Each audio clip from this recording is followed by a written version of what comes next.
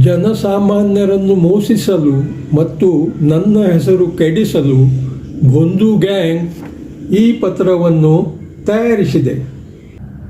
ನಾನು ಮಾನ್ಯ ತಹಸೀಲ್ದಾರ್ ಕಾರವಾರ ಅವರಿಗೆ ಸದರಿ ಕುರುಂಗಡ್ ದೇವಸ್ಥಾನವನ್ನು ಹಿಂದೂ ಧಾರ್ಮಿಕ ದತ್ತಿ ಸಂಸ್ಥೆಗಳು ಮತ್ತು ದತ್ತಿ ಕಾಯ್ದೆಯ ಅಡಿಯಲ್ಲಿ ನೋಂದಣಿ ಮಾಡಲಿಕ್ಕೆ ಅರ್ಜಿ ಕಳಿಸಿದ್ದೆ.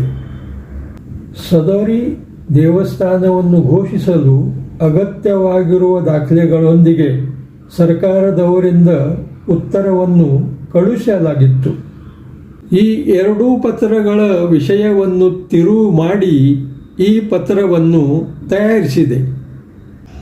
ಈ ಸುಳ್ಳು ಪತ್ರದ ಮೇಲೆ ವಿಷಯವಿಲ್ಲ, ತಾರೀಖು ಇಲ್ಲ ಮತ್ತು ಈ ಪತ್ರ ಯಾವ ವಿಭಾಗದಿಂದ ಯಾವ ಅಧಿಕಾರಿಯವರು ಸ್ವಾಕ್ಷರಿ ಮಾಡಿ ಕಳಿಸಿದ್ದಾರೆ ಇದರ ಉಲ್ಲೇಖವಿಲ್ಲ. ನೀವೇ ಹೇಳಿ, ನಿಜವಾದ ವ್ಯಕ್ತಿಗಳು ಇಂತಹ ವಂಚನೆಯ ಕೆಲಸ ಮಾಡಬಹುದೇ? ಈ ಭೊಂದು ಗ್ಯಾಂಗ್ ಬಹಳ ದಿವಸದಿಂದ ನಮ್ಮನ್ನು ಮೋಸ ಮಾಡುತ್ತಾ ಬಂದಿದೆ. ಇವರ ಸ್ವಂತ ಕೃತ್ಯಗಳಿಂದ ಈ ಭೊಂದು ಗ್ಯಾಂಗ್ ಹೇಗೆ ಬಹಿರಂಗವಾಗುತ್ತದೆ ಎಂಬುದನ್ನು ನೋಡಲು ನನ್ನನ್ನು ಫಾಲೋ ಮಾಡಿರಿ.